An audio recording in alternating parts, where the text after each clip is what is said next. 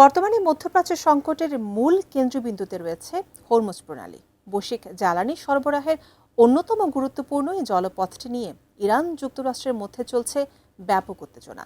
উভয় দেশের পাল্টাপাল্টি নৌ অবরোধ চলমান থাকায় চলাচলকারী জাহাজগুলো রয়েছে আতঙ্কে, এমনকি কিছু জাহাজ হামলার শিকারও হচ্ছে। এমন পরিস্থিতিতে মার্কিন রণতরী বিধ্বস্ত করতে এবার হরমুজে নতুন চমক দেখালো ইরান। বিস্তারিত ডেস্ক রিপোর্টে। কৌশলগত এবং বৈশ্বিক অর্থনীতির অত্যন্ত গুরুত্বপূর্ণ জলপথ হরমুজ প্রণালী ঘিরে ইরান যুক্তরাষ্ট্রের চলমান উত্তেজনা দিন দিন বেড়েই চলছে। এরই মধ্যে একে অপরের জাহাজ লক্ষ্য করে ক্ষেপণাস্ত্র হামলাও চালিয়েছে উভয় দেশ। ফলে সংঘাতের পথ আবারও তীব্র হচ্ছে। এদিকে হরমুজ প্রণালীতে মার্কিন রণতরী ধ্বংস করতে এবার নতুন কৌশল অবলম্বন করেছে তেহরান। ফলে চরম দুশ্চিন্তায় পড়েছে ওয়াশিংটন। মার্কিন রণতরী ও শত্রুপক্ষের নৌযান মোকাবেলায় হরমুজ প্রণালীতে দেশীয় প্রযুক্তিতে নির্মিত হালকা ও বিশেষ আকৃতির সাবমেরিন মোতায়েন করেছে ইরান। দেশটির নৌবাহিনী প্রধান রিয়ার অ্যাডমিরাল শাহরাম ইরানি 10 মে এই ঘোষণা দিয়েছেন।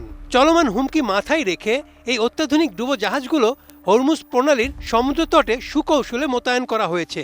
সাবমেরিনগুলোকে পারস্য উপসাগরের ডলফিন বলে অভিহিত করা হচ্ছে।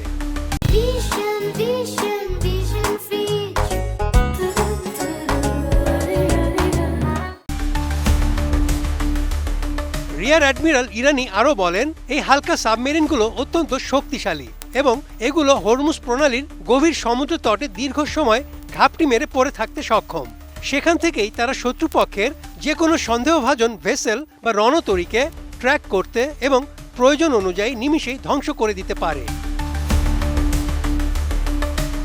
চলতি বছর 4 মার্চ ভারত মহাসাগরে মার্কিন টর্পেডো হামলায় ইরানের নৌবাহিনীর ডেস্ট্রয়ার ধ্বংসপ্রাপ্ত ও নিমজ্জিত হয়েছিল এবং এই হামলায় 87 জন ইরানি নাবিক নিহত হয়েছিলেন। মূলত ডেনা ডেস্ট্রয়ারের শহীদদের স্মরণে আয়োজিত এক বিশেষ সামরিক অভিযানের সময় এই ডলফিন সাবমেরিনগুলো সমুদ্রের উপরিভাগে ভেসে ওঠে এবং নিজেদের সক্ষমতার জানান দেয়। শাহরাম ইরানি উল্লেখ করেন, সমুদ্রের বুকে নির্দিষ্ট ফরমেশনে বেশ কিছু মহড়া ও রণকৌশল প্রদর্শনের পর সাবমেরিনগুলো আবারও সমুদ্রের গভীরে ফিরে গেছে।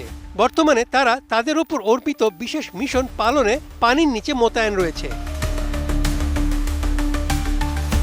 ইরানের এই নিজস্ব প্রতিরক্ষা সক্ষমতা প্রদর্শন মূলত ওই অঞ্চলে তাদের একচ্ছত্র নিয়ন্ত্রণ এবং যে কোনো বিদেশি হস্তক্ষেপের বিরুদ্ধে কড়া জবাব দেওয়ার প্রস্তুতিরই বহিঃপ্রকাশ বলে মনে করছেন আন্তর্জাতিক বিশ্লেষকরা। যদিও এ নিয়ে মার্কিন বাহিনীর পক্ষ থেকে এখনও কোনো প্রতিক্রিয়া পাওয়া যায়নি।